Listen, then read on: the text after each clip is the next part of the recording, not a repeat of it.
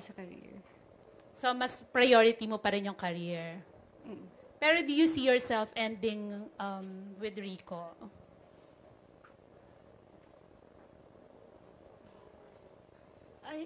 Yeah.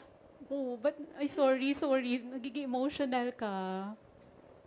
Sorry. Would you like to say something?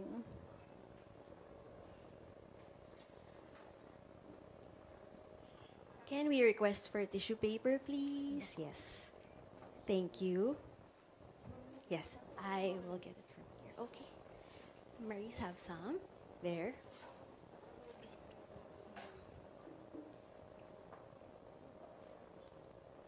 I'm so scared.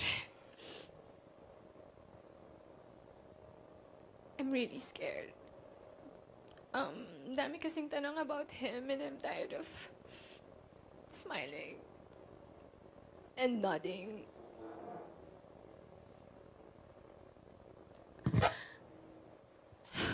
I'm so scared because if I announce it, then it's real.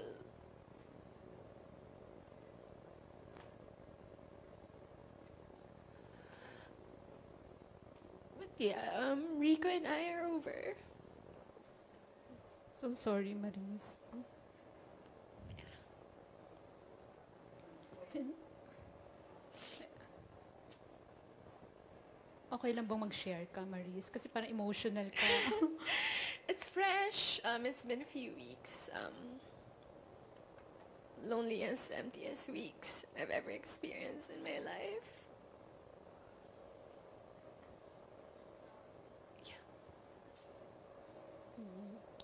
So, I know, may pinagdadaanan ka nga.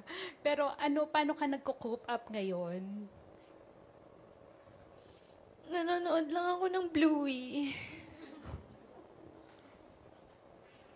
Ayun lang. Well,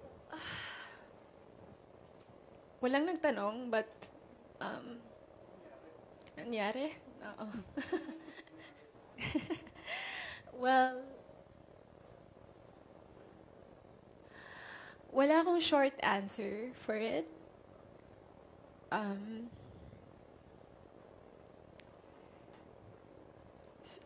Hindi ko rin siya malabas ng isang statement lang kasi hindi ganun kadali. Hindi ganun kadali.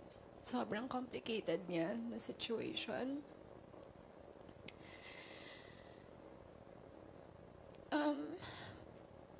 Rico and I,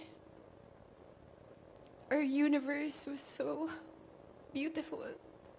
It was so full of love, laughter, music, everything. It's spontaneity, everything. Sa 5 years namin together, we were always on the same page.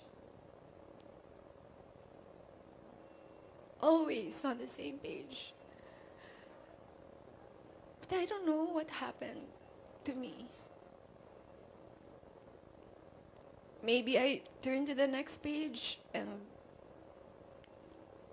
saw a new perspective sa life. I had visions of who I want to become, how I want to evolve. I'm so curious about the world. And the truth is, I am going through changes. And alam naman natin yun, change is either good or bad. But what I hate about change is that it's inevitable. Di mo siya matatakasan. And wala ka nang ibang gawin kundi you have to face it and confront it.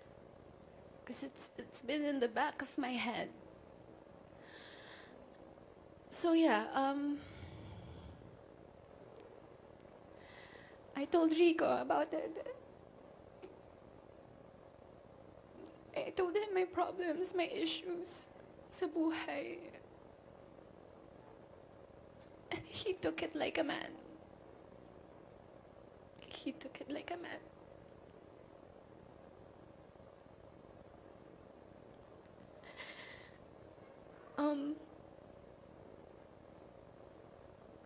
was a very difficult talk because I love him so much. I love him and he loves me, but I have so many questions about my life and how will I go on sa buhay with him when I have so many questions about me, my sense of self. It was so difficult. But it was a very polite separation. Up to the very end of our relationship, it was still full of love, full of understanding. And Rico is one of a kind.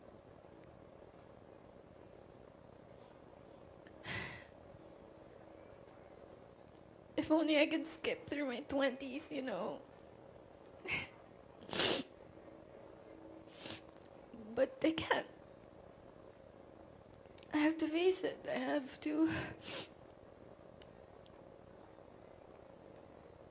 sit with my feelings and acknowledge my changes. Ayun lang. Ako, sorry to hear that, Marie.